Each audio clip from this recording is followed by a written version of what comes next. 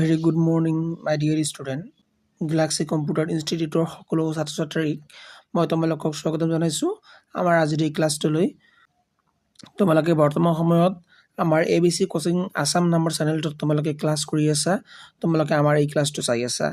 So আজি তোমালোকৰ যিখিনি কম্পিউটাৰৰ বেসিক নলেজ সেইখিনি দিবলৈ মই গৈ আছো।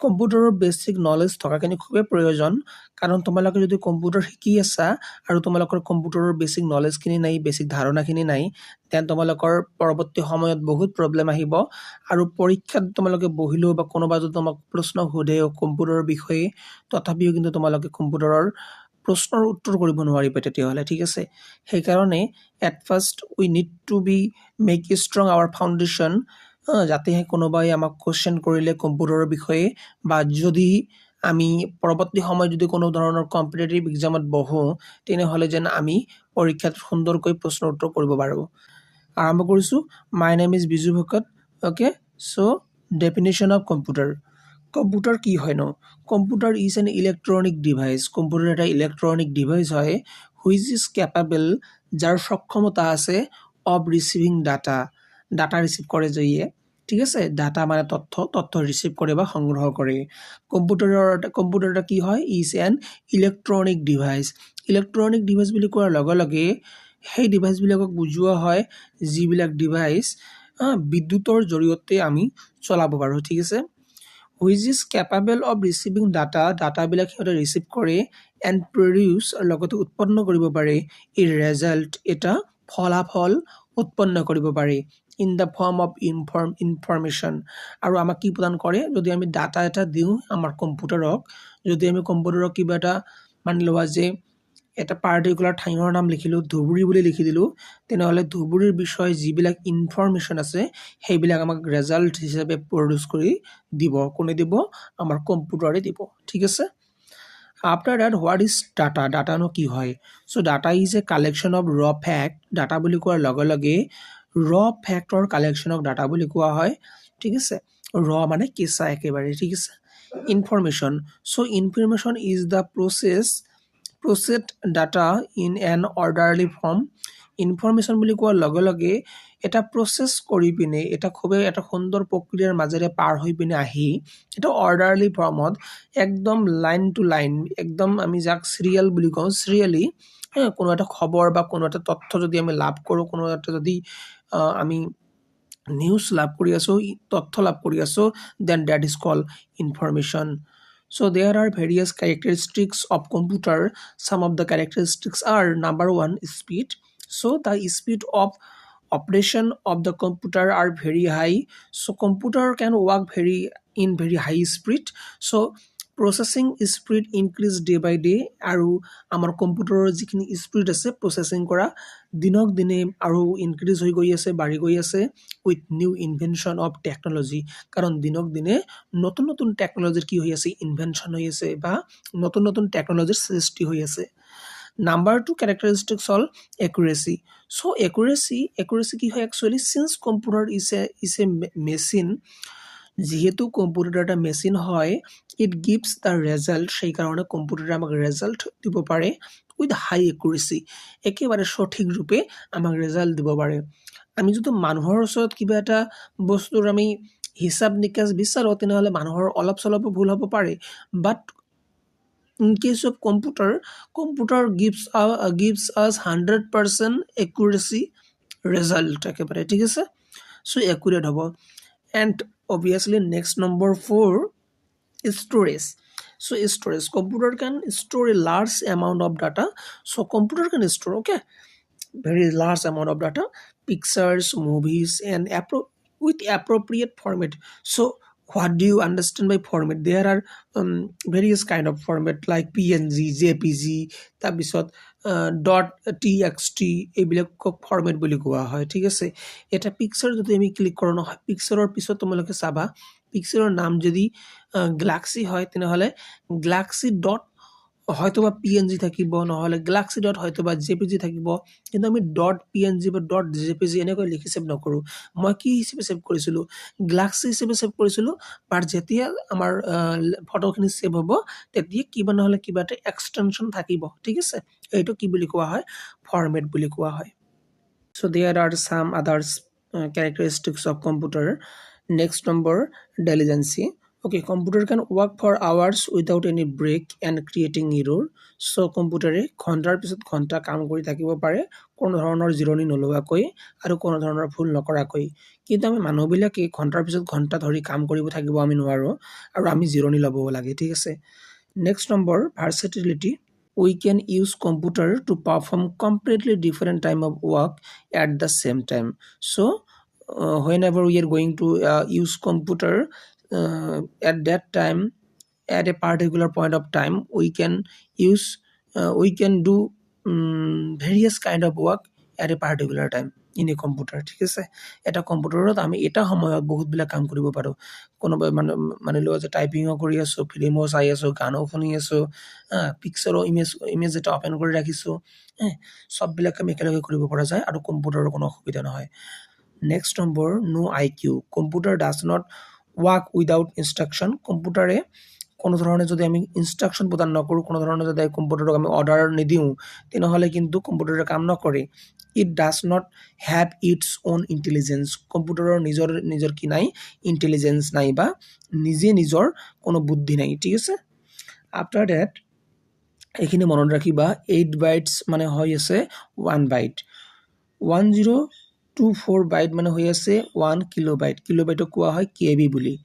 1024 KB মানে হৈ আছে 1 মেগাবাইট, মেগাবাইট মানে হৈ আছে MB।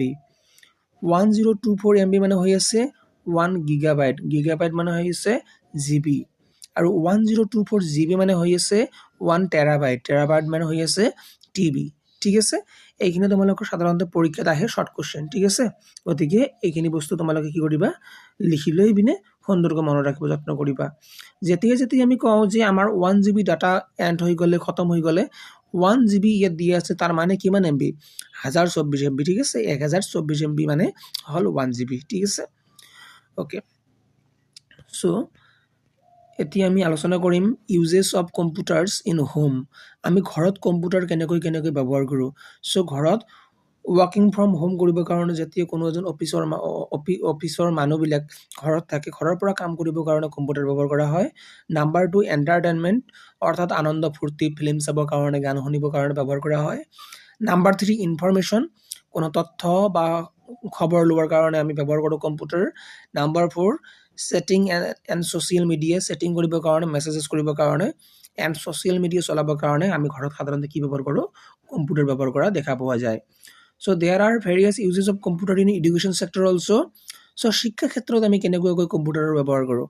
So' number 1, the student can learn new skill, নতুন স্কিল শিকিব পাৰে ছাত্ৰ ছাত্ৰীয়ে এট দেয়াৰ অ'ন প্লেচ। নিজৰ ঘৰত বহিয়ে আমাৰ ছাত্ৰ ছাত্ৰীসকলে কম্পিউটাৰৰ জৰিয়তে নতুন কৌশল, নতুন স্কিল, দক্ষতা শিকিব পাৰে। Number 2, it is very cost effective way to train a large number of student. So' যদি আমি কম্পিউটাৰৰ যোগেদি বা অনলাইনৰ যোগেদি আমি ছাত্ৰ ছাত্ৰীক পঢ়ুৱাওঁ বা শিকোৱাওঁ, তেনেহ'লে সেইটো বহুতে কষ্ট ইফেক্টিভ হয়। কষ্ট ইফেক্টিভ বুলি কোৱাৰ লগে লগে কম খৰচতে আমি বহুত নাম্বাৰ অফ ষ্টুডেণ্টক আমি কি কৰিব পাৰোঁ, শিকাব পাৰোঁ। এইখিনি কথা কৈ আছোঁ। Number 3, training material R interactive and easy to learn. যিবিলাক ট্ৰেইনিং মেটেৰিয়েল আছে সেইবিলাক ইণ্টাৰেক্টিভ হয় in online class. Interactive training material R interactive, অৰ্থাৎ আমি এনিমেশ্যন ব্যৱহাৰ কৰিব পাৰোঁ সুন্দৰকৈ, ঠিক আছে। এনিমেশ্যন ব্যৱহাৰ কৰি পিনেও বুজাই দিব পাৰোঁ। এণ্ড ইজি টু লাৰ্ণ, আৰু খুবেই সহজভাৱে আমি শিকিব পাৰোঁ। Next number, training videos and audios are available at affordable price. ট্ৰেইনিঙৰ যিবিলাক ভিডিঅ' আছে, অডিঅ' আছে, অডিঅ' মানে ছং টাইপ আৰু তেনেকুৱা ধৰণৰ ফৰ্মেটত, সেইবিলাক খুবেই কম খৰচী হয় আৰু কম খৰচতে কি হয়, উপলব্ধ হয়, সহজে পোৱা যায়, ঠিক আছে। After that, uses of computer in education. শিক্ষাৰ ক্ষেত্ৰত আমি কম্পিউটাৰ কেনেকৈ ব্যৱহাৰ কৰোঁ এইখিনি আলোচনা কৰি আছিলোঁ। আকৌ আহিল কম্পিউটাৰ এটেড লাৰ্ণিং। আমি শিক্ষকসকলে যেতিয়া আমি কাৰোবাক শিকাম মানি লোৱা যে যিকোনো ধৰণৰ ক্লাছ কৰোঁ, যি ক্লাছ নকৰোঁ কিয় আমি কম্পিউটাৰ এডেড আমি লাৰ্ণিং কৰিব পাৰোঁ বা শিকাব পাৰোঁ ছাত্ৰ ছাত্ৰীসকলক। যেনেকুৱাকৈ computer aided learning is the process, এটা পদ্ধতি বা প্ৰচেছ হয় অফ ইউজিং ইনফৰমেশ্যন, আমি ইনফৰমেশ্যন টেকন'লজিখিনি ব্যৱহাৰ কৰিম টু হেল্প টিচিং। আমি যেতিয়া কাৰোবাক শিকাম তেতিয়া আমি আইটিখিনি ব্যৱহাৰ কৰিম, ইনফৰমেশ্যন টেকন'লজি ব্যৱহাৰ কৰিম, এণ্ড এনহেন্স লগতে বৃদ্ধি কৰিব যত্ন কৰিম দ্য লাৰ্ণিং প্ৰচেছ। আমাৰ যিখিনি শিক্ষাৰ ক্ষমতা আছে, লাৰ্ণিং প্ৰচেছ আছে, এইখিনি বৃদ্ধি কৰিবৰ কাৰণে যত্ন কৰিম। সেইকাৰণে কম্পিউটাৰ এডেড লাৰ্ণিং আজিকালি চববিলাক স্কুল কলেজতে দেখা পোৱা যায়। যেনেকুৱাকৈ প্ৰজেক্টৰ ব্যৱহাৰ কৰে, কম্পিউটাৰৰ ব্যৱহাৰ কৰে, ডিজিটেল পেনেলৰ ব্যৱহাৰ কৰে, এইবিলাক হয় আমাৰ computer aided learning. Okay, next number digital learning. Distance learning. Distance learning is a new learning methodology, এটা নতুন লাৰ্ণিং শিক্ষণৰ পদ্ধতি হয়। And computer plays the key role, আৰু কম্পিউটাৰে বিশেষ ভূমিকা লাভ কৰে বা পালন কৰে in this kind of learning. এনেকুৱা ধৰণৰ শিক্ষণত কম্পিউটাৰে এটা গুৰুত্বপূৰ্ণ ভূমিকা পালন কৰে বুলি আমি ক'ব পাৰোঁ অবভিয়াছলি। ডিষ্টেন্স লাৰ্ণিঙৰ কথা ক'ব গ'লে আমি আজিকালি কেতবোৰ ডিষ্টেন্স ইউনিভাৰ্চিটি আছে, অপেন ইউনিভাৰ্চিটি বুলি আমি কওঁ সাধাৰণতে। যেনেকুৱাকৈ তোমালোকে হয়তো নাম শুনিছা, ইগনু নাম আছে, তাৰপিছত তোমালোকে হয়তো শুনিছা ইগনু, তাৰপিছত K Krishnakanta Handiqui open state open university, তাৰপিছত ইগনুৰ ফুল ফৰ্ম হ'ল Indira Gandhi national open university. এনেকুৱা ধৰণৰ যিবিলাক ইউনিভাৰ্চিটি আছে সিহঁতে ডিষ্টেন্স লাৰ্ণিঙৰ সুবিধা আমাক সাধাৰণতে প্ৰদান কৰা দেখা পোৱা যায়। Next number online examination. nowadays it is a very common thing যে প্ৰত্যেকটো এক্সাম আজিকালি অনলাইন হোৱা আৰম্ভ হৈছে। অনলাইনত কি হয়, the question are marks by কম্পিউটাৰে কুৱেশ্যনবিলাক মাৰ্ক কৰি দিয়ে। It maximize the chance of mistake, আৰু কি হয় ইয়াৰ মানে ভুল হোৱাৰ চান্স অনলাইন এক্সামিনেশ্যনত কম হয়, ঠিক আছে। আৰু অনলাইন এক্সামিনেশ্যন ভুল যদি কোনো কুৱেশ্যন থাকেও অতি সহজে আমি কি কৰিব পাৰোঁ, সেইটো চেঞ্জেছ কৰি দিব পাৰোঁ, ঠিক আছে। Uses of computer in business, ব্যৱসায়ৰ ক্ষেত্ৰত কম্পিউটাৰ কেনেকৈ ব্যৱহাৰ কৰা হয়। Businessmen are using computer to interact with their কাষ্টমাৰৰ লগত যোগাযোগ স্থাপন কৰিবৰ কাৰণে আমাৰ ব্যৱসায়িকসকলে কম্পিউটাৰ ব্যৱহাৰ কৰা দেখা পোৱা যায়। এনিহুৱেৰ ইন দ্য ৱৰ্ল্ড, পৃথিৱীৰ যিকোনো কোণত থকা কাষ্টমাৰৰ লগত যোগাযোগ স্থাপন কৰে। Many business task R perform মোৰ কুইকলি, আৰু কম্পিউটাৰে কাম কৰিলে বিভিন্ন ধৰণৰ বিজনেছৰ কামবিলাক, ব্যৱসায় জগতৰ কামবিলাক খুবেই কুইকলি আমি কৰিব পাৰোঁ, সহজে কৰিব পাৰোঁ, এণ্ড ইফিচিয়েণ্টলি, আৰু কম সময় বা কম খৰচত কৰিব পাৰোঁ। কম্পিউটাৰ অলছ' হেল্প দেম, কম্পিউটাৰে আমাক আকৌ অন্য ক্ষেত্ৰত সহায় কৰে টু ৰিডিউচ দ্য অভাৰঅল কষ্ট, সম্পূৰ্ণ যে এটা খৰচ আছে খৰচখিনি আমাক কমাই দিয়ে, খৰচখিনি অফ দেয়াৰ বিজনেছৰ চলাই নিবৰ কাৰণে যিখিনি সম্পূৰ্ণ খৰচ, এই গোটেই খৰচৰ যিখিনি ভাৰ এইখিনি কমাই দিয়ে, ঠিক আছে। Block diagram of digital computer. আজিকালি যিখিনি কম্পিউটাৰ আছে ইয়াৰ এটা ডায়েগ্ৰাম তোমালোকে চাব পাবা। ইনপুটেৰে আমি অৰ্ডাৰ প্ৰদান কৰোঁ। ইনপুট গৈ পিনে প্ৰথমে কাৰ ওচৰত যাব, আমাৰ অৰ্ডাৰটো CPU ৰ ওচৰত যাব। তোমালোকে চাব পাৰিছা মিডিলত ওপৰত কি দি আছে, CPU দি আছে। CPU ৰ এই ভাগবিলাক লিখি থোৱা আছে তলত, control unit, arithmetic and logical unit, memory unit, এইবিলাক চববিলাক তোমালোকে CPU ৰ কোৱালিটিজ বা বৈশিষ্ট্য বুলিও ক'ব পাৰা, বা তোমালোকে ভাগ বুলিও ক'ব পাৰা, ঠিক আছে। আৰু CPU তাৰপিছত কি কৰিব, এই তিনিওটাৰে জৰিয়তে কাম বন কৰি পিনে, প্ৰচেছিং কৰি পিনে, যিখিনি ইনপুট দিছোঁ তাৰ পৰা কাম কৰি পিনে প্ৰচেছিং কৰি পিনে কি হ'ব, আমাক এটা আউটপুট প্ৰদান কৰিব, ঠিক আছে। গতিকে আউটপুটখিনি লাষ্টত থাকে, ঠিক আছে। After date input, this unit is use for entering data and program into the computer system by the user. আমি ইনপুট ব্যৱহাৰ কৰোঁ, এণ্টাৰ কৰোঁ আমি ডাটা, এণ্ড প্ৰগ্ৰামবিলাক ইনটু দ্য কম্পিউটাৰ চিষ্টেমত প্ৰদান কৰা হয়। বাই দ্য ইউজাৰ, কোনে প্ৰদান কৰে, ইউজাৰে প্ৰদান কৰে।